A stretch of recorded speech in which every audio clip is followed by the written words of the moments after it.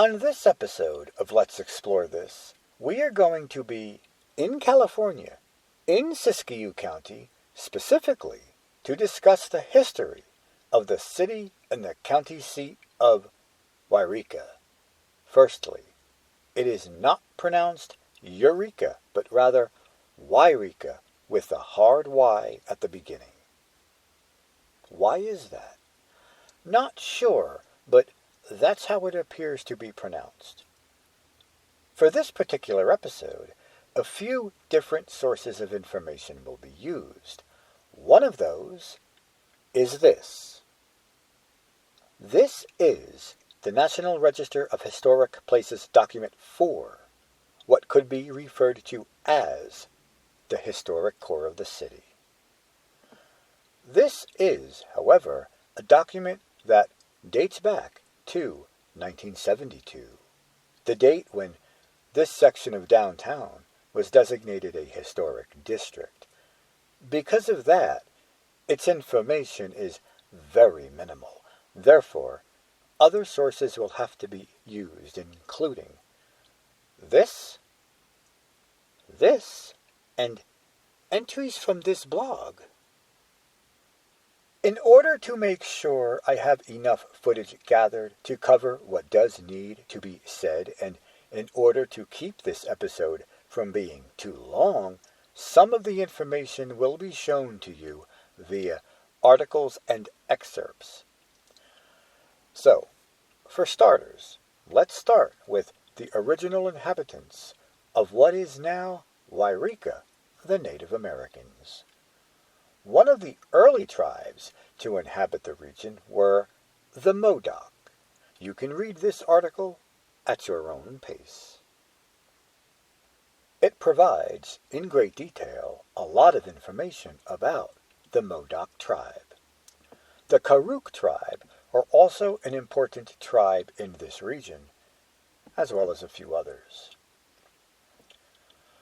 Folks, I found something here, and this might take a few minutes, so let me turn on Explore mode for a bit.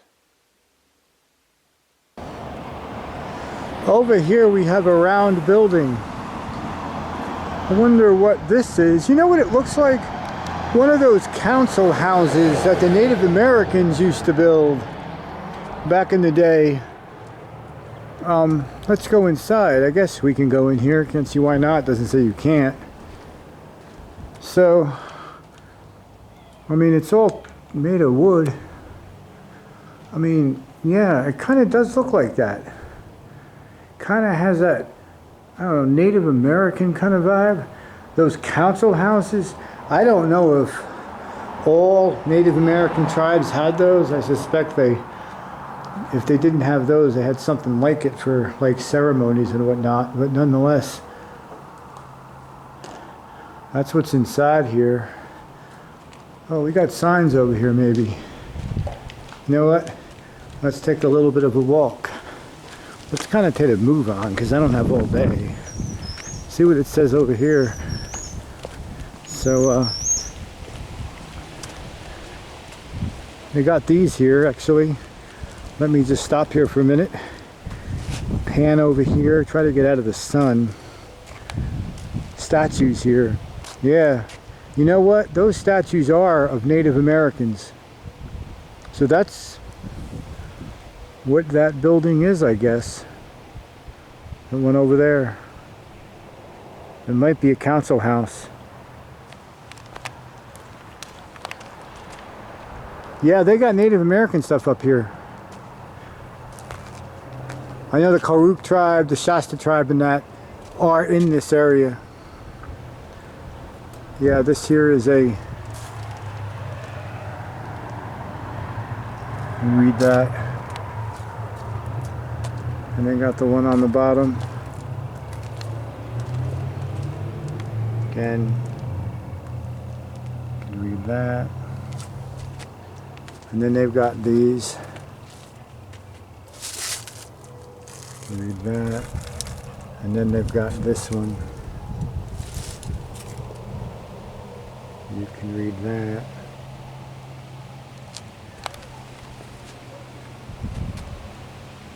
Okay. I didn't read all those. You can pause the video and read it.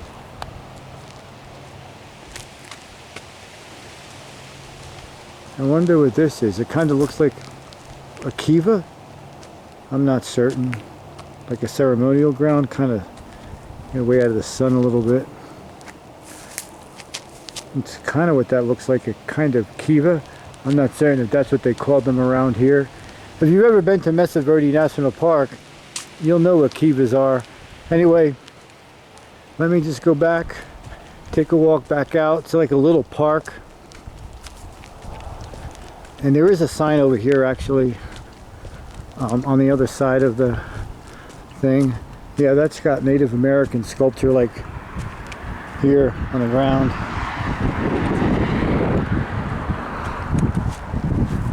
And anyway, yep, Native American Heritage Park. So that's what this is, Native American Heritage Park. But now we must move on past the Native American history. So the town of Yreka, which eventually became a city, sprang up in 1851. That was the year when gold was said to have been discovered on the flats west of town. And that site, it is said to now be in the center of a new residential area. That might be true, but as it turns out, in March of 1851, Abraham Thompson, a mule train packer, discovered gold near Black Gulch while traveling along the Siskiyou Trail from southern Oregon. Well, this discovery sparked an extension of the California gold rush from California's Sierra Nevada mountains into Northern California. By April of 1851, 2,000 miners had arrived right here at Thompson's dry diggings to test their luck. Then, by June of 1851, a gold rush boomtown of tents, shanties, and a few rough cabins had sprung up. So, folks, this here is Miner Street today in 2025. This is, believe it or not, that same street, apparently during the 1850s. Just a dirt path with temporary buildings. Wow, how have times changed? Now, we've got brick buildings. Then, there is this photo, apparently from 1851, capturing the first major gold strike in the county. Abraham Thompson can be seen in this photo, there at the left. Yep, that happened someplace right around this area. And guess what, folks? When children are playing on this playground, they're playing on an area where people once found gold. Hell, you might even find gold nuggets in the sandbox over there. I mean, you never know. You could be walking around all over here, and you could be stepping on just an inch away from becoming a millionaire. Doesn't that sound exciting? So, tell me, folks, is there any gold around here? I think they were trying to dig for gold right there. You know, that hole there. I mean, why else would someone be digging a hole there? So, just where might that gold be? I don't know, man, but I have no time to look for it. But you know what? Before the discovery of gold, the only white men to pass through this region were Hudson's Bay trappers on their way to the rich beaver streams of Scott Valley in the 1830s. Moving now to the name of what is now a city, where did this name of Yreka come from? Well, it appears to be a bit of a mystery.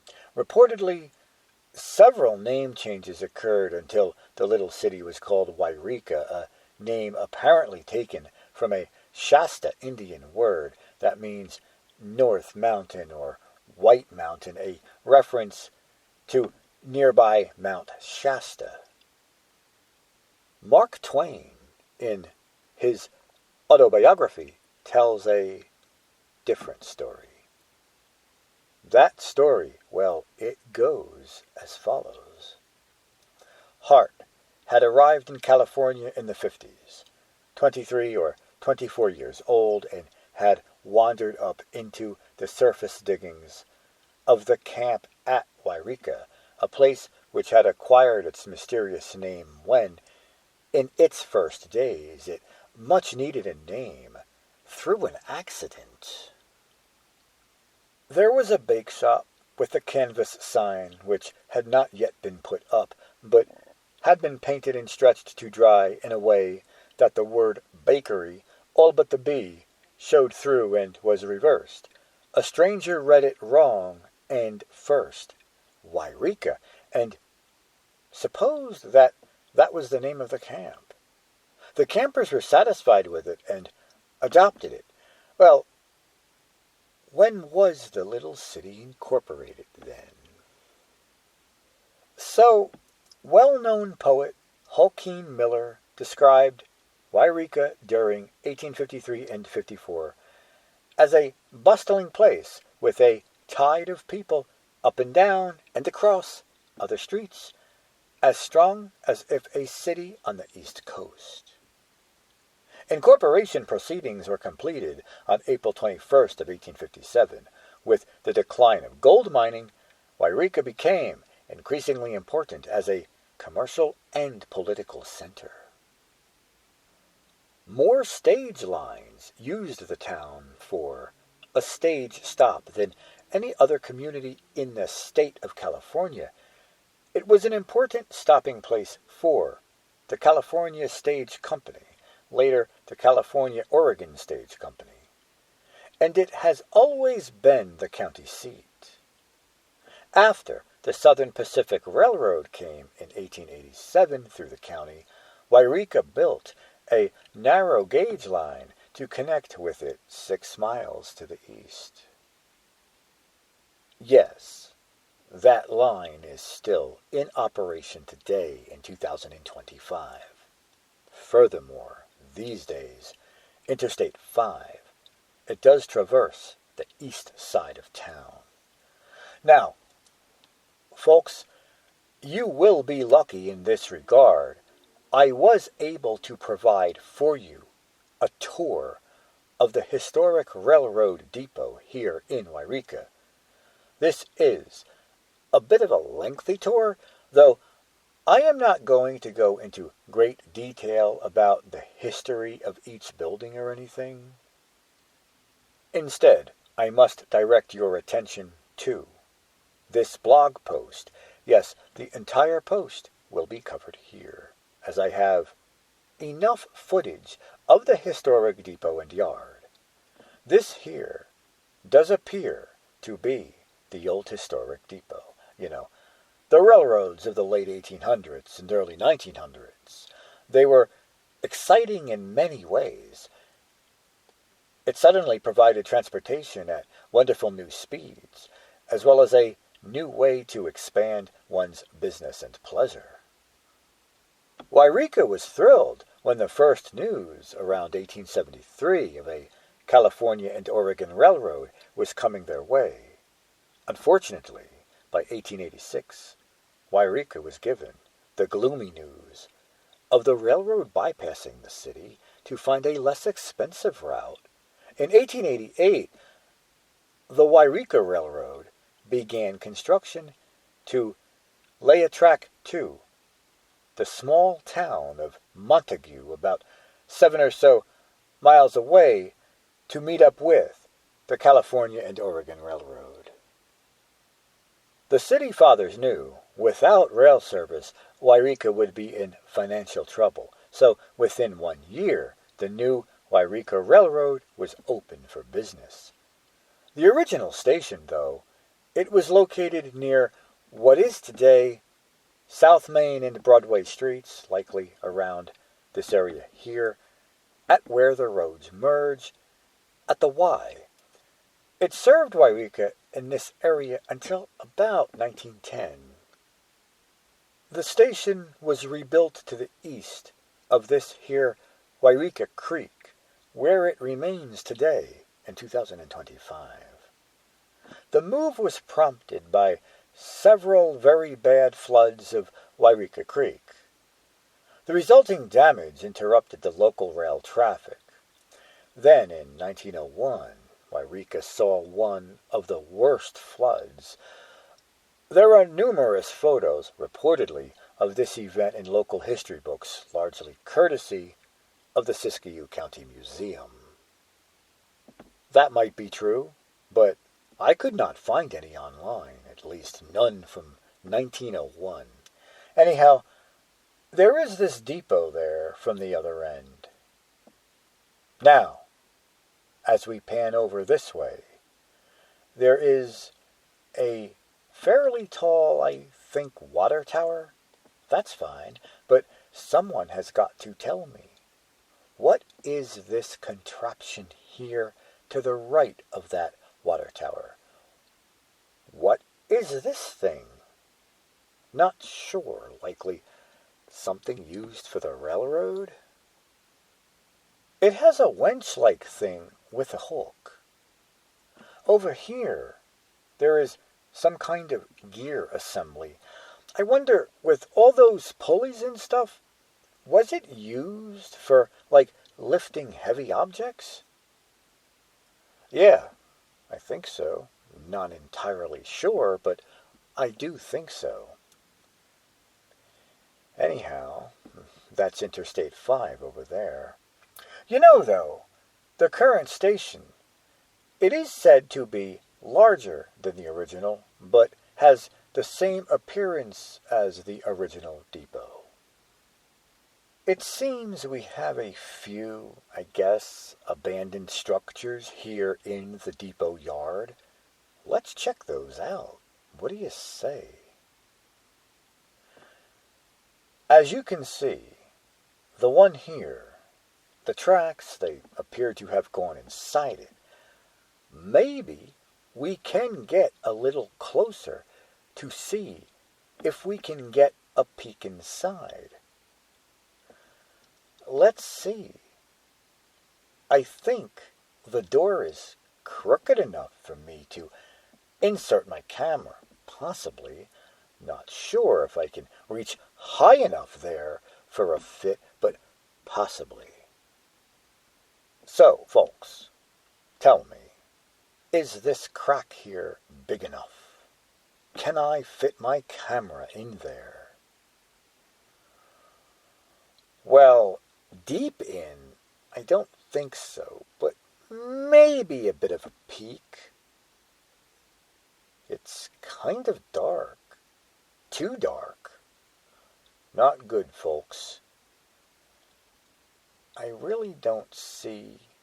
Oh. Wow. It's chained shut. There will be no going in this one. Sorry, no good peek. Not able to go inside. What a bummer. Over here, though, we have a locomotive. Let's check this out. Can we get a peek inside of this one? Can we get inside it? Let's find out. I seriously doubt we can get in there. I'm probably not even going to try. So, let's keep on moving to some of the other structures, like this huge kind of L-shaped building here. Again, I do not see any way to get inside. Everything on this one looks nicely tight and shut, even on this little annex here. I am almost certain the doors are locked. That says the oil room. Is that like a heating room or something? What is inside there? Not sure, but let's move to the side and back of the structure. Yes, that is the depot yard there, a view from the front, from towards the back. As I move backwards towards the rear of the structure, let's see. Here, too, it looks boarded up, nice and tight. Oh, wait, peephole there. Sorry. Had to have missed it. Oh, wow, look. There's a door. A nice steel door. It looks locked, too. Let's see. Yep, it is. There's no opening that. Moving across the rear, let's see what we can find back here. Yup, a very big door there. Probably an unloading or loading door, not sure, but why are these barrels here? Not sure about those either, but this sign here says, "Warning, no trespassing. Visitors must sign in at the office." Okay, what office? Where is the office? Maybe it's in the main depot building. Not sure, but this structure does look shut tight back here also. All the way around it's shut tight, I guess. Oh, wait. A backhoe contraption. Is that what that thing is there? It does kind of look like that. Moving now across the rear some more, there is yet another one of those loading kind of doors. But, yep, that's pretty much it seems, for the back of the building, it appears. But we are not done with this depot yard yet. No, we got some more structures back here, like that one over there. The one on the little hill there. As with the rest, I doubt there is any way to get in. Still, on that one, I think I see some busted windows. Maybe we can get a better peek. Let's see. This one is standing all alone, even more so than the others you just saw. This one is like way back here, way back here, but a peek. Yeah, a peek. We might be able to get. Oh, shucks. The windows are busted, but they're also covered with those diamond screen thingies. Maybe I can't place my camera inside, but I bet we can still get a peek. Yes, we can. Oh my, there is a lot of stuff in there. Steel cabinets, lots of those in there, even a few wooden ones. Lots of storage stuff in here, I guess. Okay, moving now.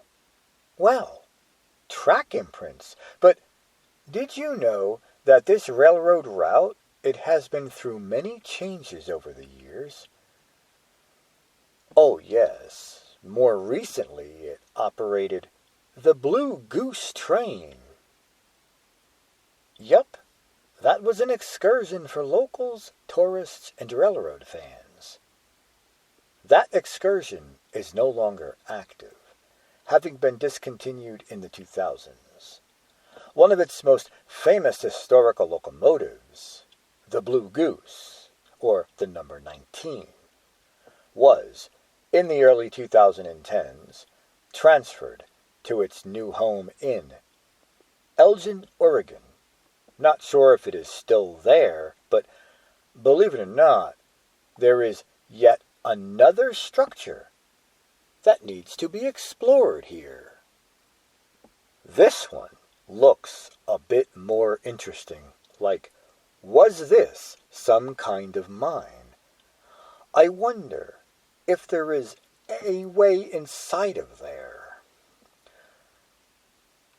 Let's check this addition out over here, as the boards look a bit missing or broken. Let's see. What is in there? Okay, so there is a door way back there. What was behind that door? I mean, were there mine tracks in there leading deep into the ground?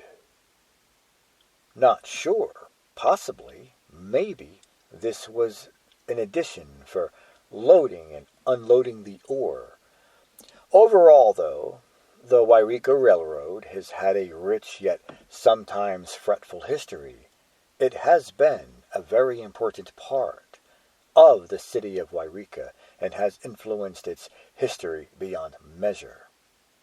There is, in fact, a YouTube video devoted exclusively to the history of the Yreka Railroad. Oh man, that was a long one. Now, I must move on to this photo of the Joss House in Chinatown. Yes, I doubt it exists anymore, but it must have at one time been associated with at least one of the Chinatowns, this one being an 1899 photo. Now, I am not going to go in depth into the Chinese history of Yreka. You can read all about that here via this blog post at your own pace. Once again, I must move on to, well, a brief discussion about religion here in Yreka. So, this building here, at one time, it was the St. Mark's Episcopal Church. In 2011, it became a beacon for historic preservation. The historic church building, it dates way back to as early as 1880. And it was used as a church until 2011. Now, I am not going to go in depth into the history of this building. This blog post, however, does shed a lot of light on the history of the church. Once again, you can read this at your own pace, as I need to move on to the Siskiyou County Courthouse. No, not the new one you see right here, but the original 1856 structure. Believe it or not, as this 2008 blog post can attest, it appears to have been demolished around 2008. Possibly some of it has been converted into the much modern courthouse you see right here, as some posts are claiming. However, once again, due to time constraints and not enough footage covered, you can read all about the history of the courthouse right here on this blog post. As, yes, I do have to move on to this man, Robert Nixon. He came to Yreka in 1855 and became editor of the Yreka Journal in 1861. For some reason, I cannot seem to locate any actual pages, images of pages of that journal online. Regardless, in the 47 years he held that post, he accurately reported the town's and county's events, thus becoming the county's first historian. His newspaper was the first Republican newspaper north of Marysville. Mr. Nixon, whose newspaper office was on 2 different locations here on Minor Street, one of them being right here at what is often called the Witherill and Winkler Building. The home Mr. Nixon lived in, it was located on 3rd Street, right here. In fact, he often referred to it as the Journal residence. A more in-depth discussion of it is more fit for an episode strictly devoted to the historic district itself, as it does lie within those boundaries. For any buildings outside of that, sure, a discussion of those is more fit for this particular episode. A discussion of Richard Nixon Jr., though, is needed here due to his prominence in all civic affairs of this little city. Okay, so back to the courthouse for just a tad bit, this time for some more recent history. You see, on the morning of February 1st of 2012, before the general public began to enter the courthouse, a few employees entered the building on their way to work. Well, what they found shocked the city, possibly even the county, and maybe even the entire state of California. They were shocked to find the gold display located in the front entryway had been severely compromised. Some have called it the Great Yreka Courthouse Gold Heist. As with many historic features of this city, I will just let you read the history of that incident at your own pace. Yreka. It is the kind of city that has a lot to discuss. Not only did I not capture enough footage to cover everything, the idea is also to try to avoid making this episode longer than it needs to be. Now, folks, we must travel back to the 1930s. Though made from scrap metal, this statue shows an old-fashioned fireman yanking on a rope to a fire bell that hangs above his head. A firehouse dog sits at his feet. Not sure of the year the statue was completed, but it was done by this man, Ralph Starrett, a local Yreka-based artist whose statue sits in front of a historic building dating back to the 1930s. This here is the lay station with an almost Spanish colonial flair. The section of building here is the original structure built in 1931. Yes, the middle section, it was built in more modern times. Here at the west end is a much smaller stretch of building. It was added after the 2000s and is said to house a delightful small museum that showcases the fire stations, their histories, and the firefighters from Yreka.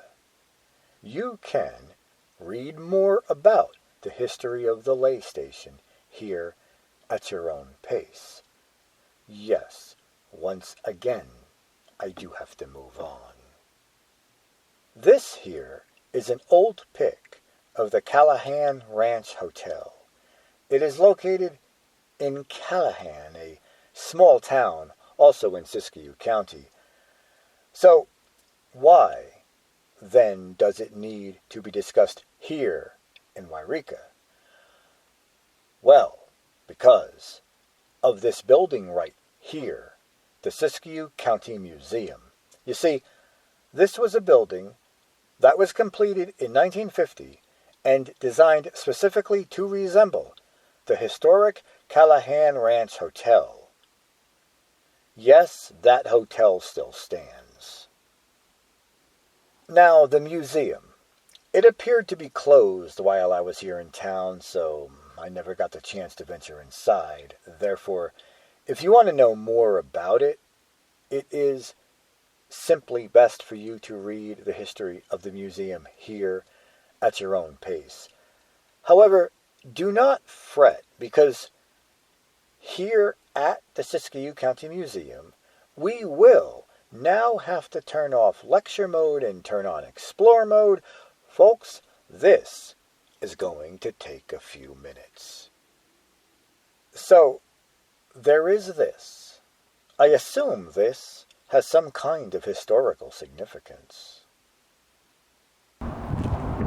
It sits behind the museum. It looks like it might have been some kind of old farm structure or something. Oh no, can we see inside there? I think that's what it is. Machinery and stuff. Yeah, that looks like farm implements. Like old-time farming implements. And wagon train thing. Wagon from stagecoach days.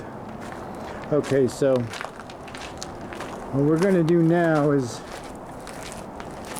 we're going to get up close and personal with Yreka Creek. Now, I like towns that bring their rivers and their creeks to the community. By creating greenways is an excellent way to do that, and that's exactly what they have behind the museum. And it talks about it a little bit right here. The Greenway Visitor Center, which I'm assuming is this building. I'm assuming it's that building right there. The Greenway Center, the Visitor Center. Yes, it is a stream-side park. It's about 4.5 miles apparently, but we ain't going that far. I don't have that kind of time. In fact, I only have a little bit of time, so I'm only going to be able to go a little bit of the way.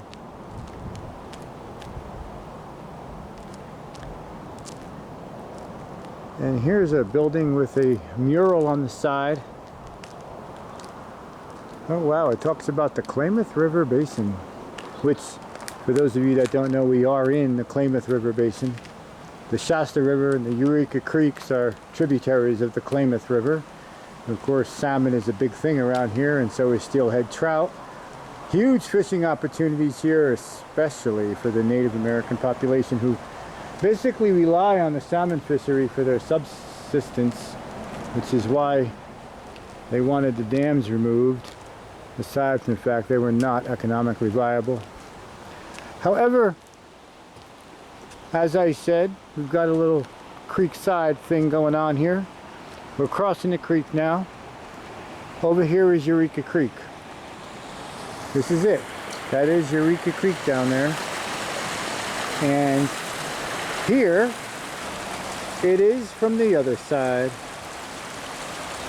Let's take a little bit of a walk. Very, very short, because I don't have that much time to actually do a lot back here.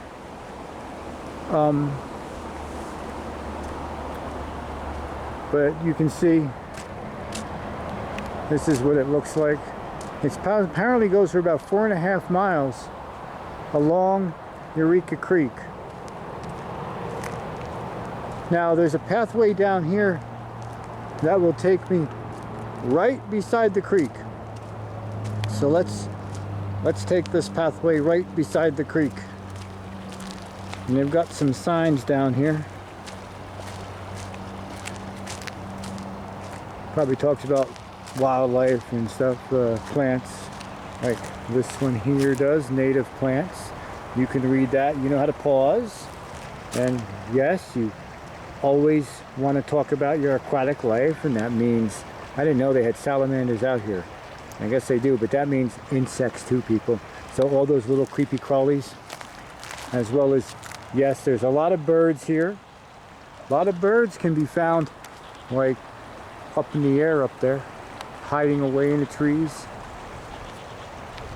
You'll always hear them chirping. And here it is, Yreka Creek. That's it right there, folks. That is Yreka Creek. We got one more sign to check out before we walk back over that bridge so we can move on. Right over here, I'm curious as to what it says. The Mattingly Memorial Grove. Oh, she was the first chairperson of the Yreka Creek Greenway project. Always a public servant. So, She is the person you'd probably want to thank for making this greenway a possibility.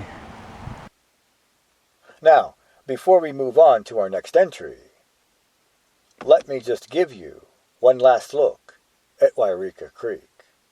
Yes, there it is, for one last time. Well, maybe not. If you do see it again, though, it will be in a different area.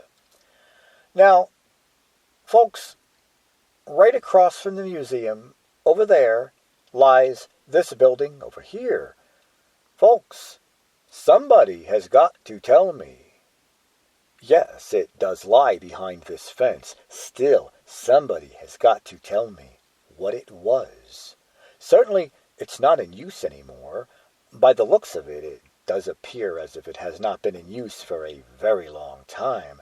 So, folks, tell me, whatever happened to whatever was once inside this building? What once existed behind this chain-linked fence? What was over here? You know, inquiring minds, they just want to know. By the looks of the front of the building there, with that bay there kind of sticking out and such, it kind of looks like, I don't know, maybe it was a supermarket. Just maybe. I don't know.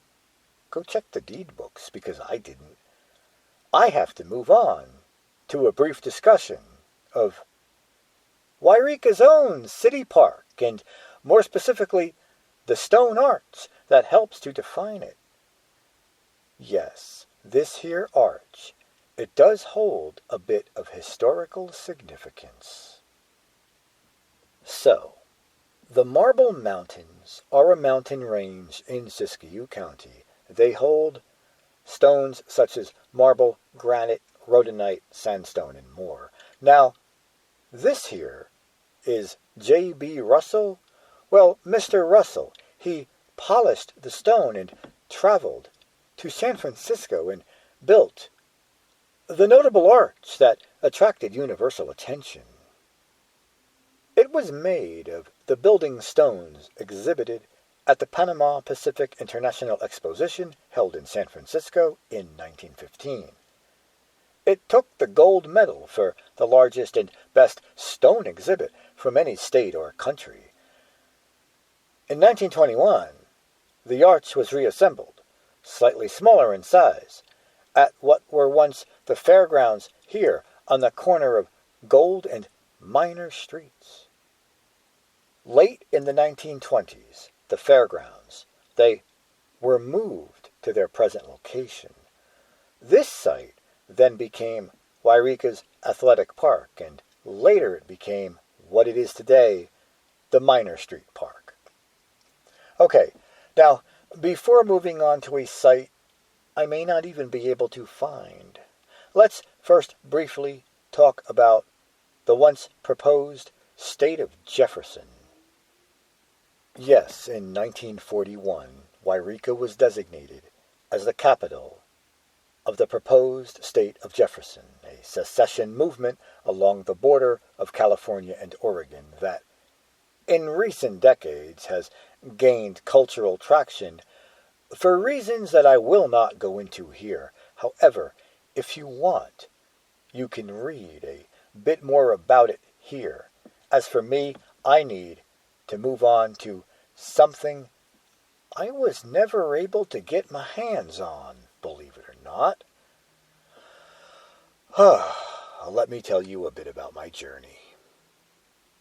Okay, folks, so around this area, there is supposed to be this historic marker denoting a robber's rock. You want to know why? Well, you see, this dirt pile over here, well, there's a road behind that dirt pile. It's a road that you can see on a map. I am not certain why it has been closed off, though. It certainly does not look like one I would want to drive on anyway. I will say that much, but there it is over there. It looks like it may have once been paved, maybe. It goes, like, way back there, like far back in the woods. I don't think it is well maintained. It's got this name, like Kinkler Road. Now, this vicinity, at some point, there is supposed to be a Robber's Rock. Now, yes, there are a lot of mountain sides around here that have like rocks on them. Without a sign, there is no way for me to determine which one would be Robber's Rock. Supposedly, though, it exists around here somewhere. I'm going to take a bit of a drive up this here Fort Jones Road, just a little bit more. I have no time to go much further. Already, this is a bit out of bounds for Yreka, the region discussed on this episode. Usually, 5 miles is sort of my limit for a given region for how far I will go for a point of interest. On a rare occasion, though, I will venture a tad bit further if I think it is important enough to do so. Maybe that's Robber's Rock over there. I don't know. There supposedly is a marker. Let's see if we can find it. Well, still nothing telling me this or that is Robber's Rock. But what did I find here? Okay, so a local community here is raising awareness for the missing and or murdered indigenous people. Murder is the third leading cause of death for Native American women. Did not know that. That's just horrible, really. May 5th, it's National Indigenous Women and People. It's MMW Awareness Day, the Red Dress Project. Now, beside that sign, there is a water fountain. Here's the scope on this, the Alex Moorhead Memorial Fountain. Okay, so I don't know if it's supposed to be running all the time like that. That looks like a waste of water to me. I wonder if some idiot broke the spigot here or something, not sure. But you know what? I filled up a couple of my water bottles. I use these Powerade bottles for water most of the time. Well, I filled up a couple of those using water from this fountain. Now, there is this nagging question that does remain. As said, I am not sure if this fountain is supposed to be running like this. I mean, there's this plate thingy here. I don't know if there was once a button or something in there. I don't know, but I did fill up my water bottles. I am, however, hoping this is safe water to drink, 'cause if not, well, this might be my last ever episode. I am hoping, being in the mountains, it's mountain spring water. I'm just keeping my fingers crossed that it's safe. I don't know. I'm about to find out. Still, what about that Robber's Rock? Oh man, still no sign telling me about Robber's Rock, but I did come across this. What is this? Well, it's a storage tank that's kind of leaking water, but you know what? Apparently, there is a reason this is here. You see, over here, there is this sign, the Fred C. Burton Storage Tank.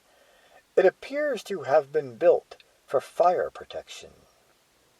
Apparently, this water supply tank was constructed by the California Department of Forestry. It was donated by the Fred Burton family and constructed in 1968 by the Deadwood Conservation Camp. Okay, that's interesting, but still, where is this seemingly elusive Robber's Rock? I want to know if one of these rocks I am seeing is Robber's Rock. Okay, folks, I am saddened to inform you that I never did locate that historic marker. It's supposed to be near Kinkler Road, but I saw no marker on this road by that dirt trail. That is Kinkler Road. Maybe it's on this side of Fort Jones Road. If it is, maybe we'll find it. But here's the thing. Up here, way up here, you will find rocks, lots and lots of rock. So, tell me, was this Robber's Rock? Was it blasted apart for this road through here? I mean, I don't know. Somebody must know. I sure don't. Supposedly, the sign is around here. Maybe it was taken down, destroyed, removed, burned down in a fire or something. Not sure, but you know what? Maybe we can't find its exact location, but we do still need to talk about it. Oh, that's it. Yeah, I don't think I came across any rock that looks like that. Maybe I didn't go far enough, or maybe I overlooked it. Too late now. Sorry, time's up. I know I said we need to talk about it. Actually, as with many other features of this little city, I will just let you read all about it at your own pace, as I now have to move to put this little city of Yreka to rest. Keep in mind, though, that the historic downtown will be given its own distinct episode, as it was listed on the National Register of Historic Places way back in 1972. And in order to make that episode happen, yes, I must move on.